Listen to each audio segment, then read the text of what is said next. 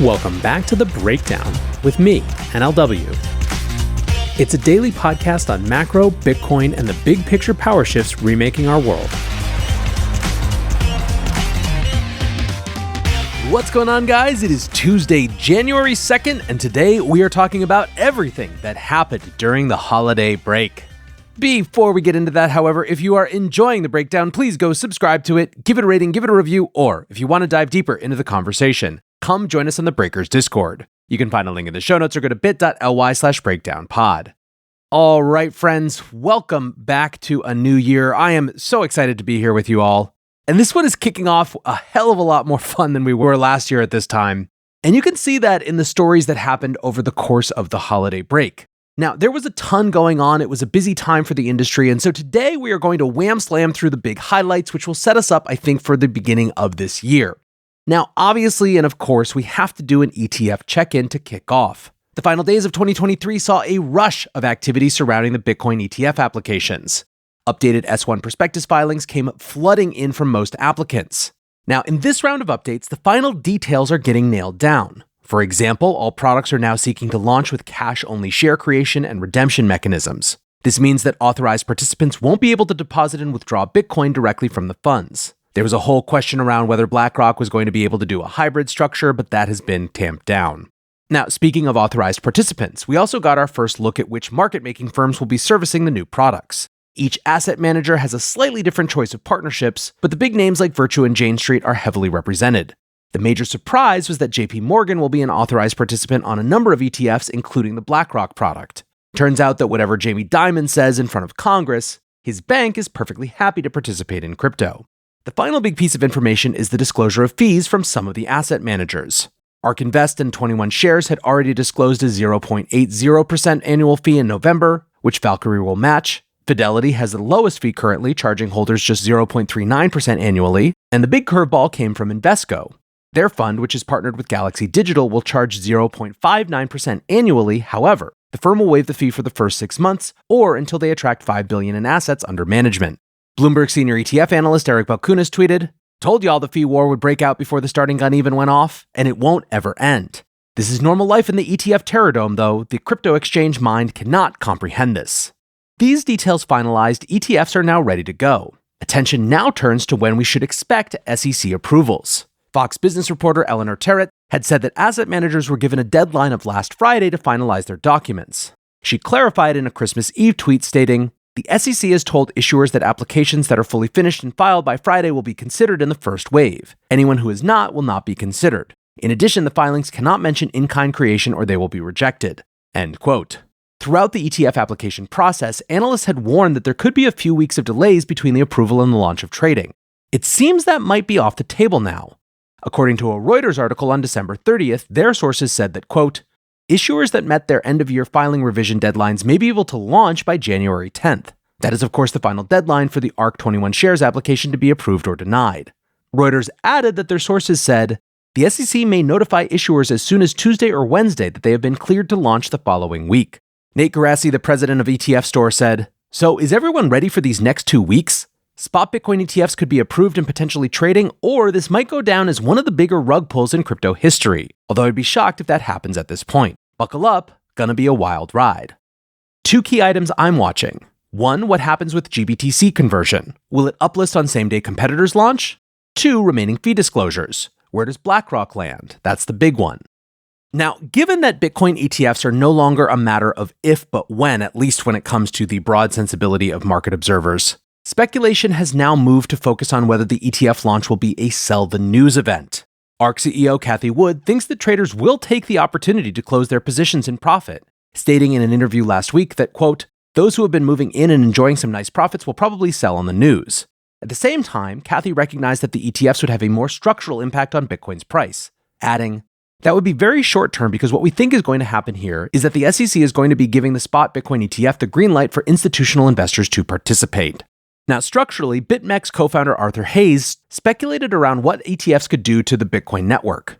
In a blog post, he wrote that ETFs, quote, "vacuum up assets, store them in a metaphorical vault, issue a tradable security, and charge a management fee for their quote-unquote hard work. They don't use the things they hold on behalf of their clients, which presents a problem for Bitcoin if we take an extreme view of a possible future. Hayes noted that Bitcoin is the first monetary asset in human history that exists only if it moves. He played out the worst-case scenario, where ETF issuers control almost all of the Bitcoin in the world, and trades are largely settled off-chain. In this scenario, Hayes suggested, the end result is miners turn off their machines as they can no longer pay for the energy required to run them. Without the miners, the network dies and Bitcoin vanishes. Still, Hayes was optimistic, pointing out that this extreme example demonstrates that Bitcoin only has value if the blockchain is freely accessible and used. He wrote, "It is beautiful when you think about it. If Bitcoin becomes just another state-controlled financial asset, it dies because it isn't used." Still, on price action, Hayes recognized that we are clearly not at risk of Bitcoin becoming worthless as an immediate result of ETFs, signing off with, "May the pump be with you." Now, one good take that I've seen from a number of people was summed up by Geborger Box, who's an advisor at Van Eck, and said, "In my view, people tend to overestimate the initial impact of US Bitcoin ETFs. I think maybe a few hundred million flows mostly recycled money. Long-term, people tend to underestimate the impact of spot Bitcoin ETFs. People tend to hype the current thing but remain myopic about the big picture. Bitcoin is forcing its own capital market systems and products well beyond the ETF, and that's not priced in." Macroscope wrote, "It's impossible for something to be priced in if a huge amount of capital literally doesn't have access yet. Yes, currently eligible speculators and their available capital can buy ahead of an event, but that's as far as any pricing in goes if the pool of participants is about to greatly expand. Note, this does not predict what will happen immediately after ETF approval."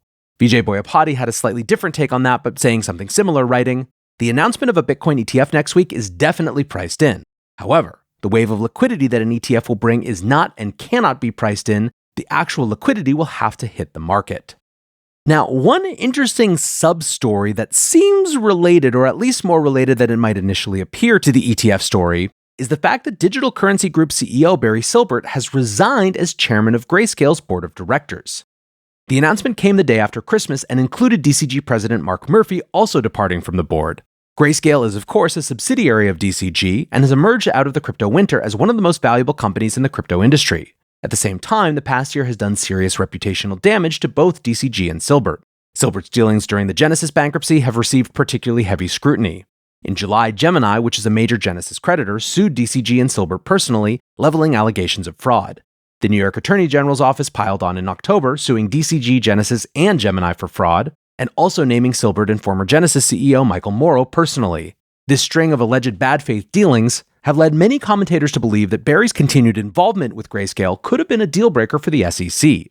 Grayscale is, of course, one of the firms hoping to launch a spot Bitcoin ETF this year after winning their lawsuit against the SEC in August. The theory is that Silbert may no longer be viewed as a suitable person to serve on the board of a financial institution with products traded in public markets. Now, in addition to changes on the board, Grayscale updated their ETF filings over the Christmas break. The firm is no longer pushing for in-kind creations and redemptions, falling in line with the SEC's preference for a cash-only mechanism alongside other asset managers. Adam Cochran writes, "And there it is. This step down is for sure an agreement for Barry to be out for Grayscale to join the ETF ranks." In another 2022 cleanup story, Terraform Labs have lost some critical parts of their lawsuit against the SEC. Following the collapse of the Luna ecosystem, the SEC sued Terraform Labs, claiming, among other things, that the Luna token and the UST stablecoin mechanic were unregistered securities offerings. The judge has validated those allegations, finding in summary judgment that, quote, "There is no genuine dispute that UST and Luna are securities because they are investment contracts," end quote. Now, issues of fraud related to disputed facts, so will be dealt with in a full trial, which is scheduled to begin later this month. Terraform co-founder Do Kwon will also face criminal charges once his extradition is finalized. A Terraform Labs spokesperson said, "We strongly disagree with the decision and do not believe that the UST stablecoin or other tokens at issue are securities. Further, the SEC's fraud claims are not supported by evidence, and we will continue to vigorously defend against those meritless allegations at trial." Today's episode is brought to you by Kraken. For far too long, the whole financial system has been standing still, too slow, only on for certain hours, overly designed for some types of people, but not for others. Crypto, at its best, represents progress. It asks the question, what if? It invites people in instead of leaving them out. It's on 24/7, 365, and moves at the speed of real life. Not everyone believes it. We've got our fair share of detractors, but that's the way it always is when you're building something new. Kraken is a crypto company that has been through the highs and lows of the industry, facing forwards towards progress throughout. And now they're inviting us to see what crypto can be.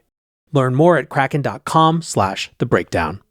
Disclaimer, not investment advice. Crypto trading involves risk of loss. Cryptocurrency services are provided to U.S. and U.S. territory customers by Payward Ventures Inc., PVI, DBA, Kraken.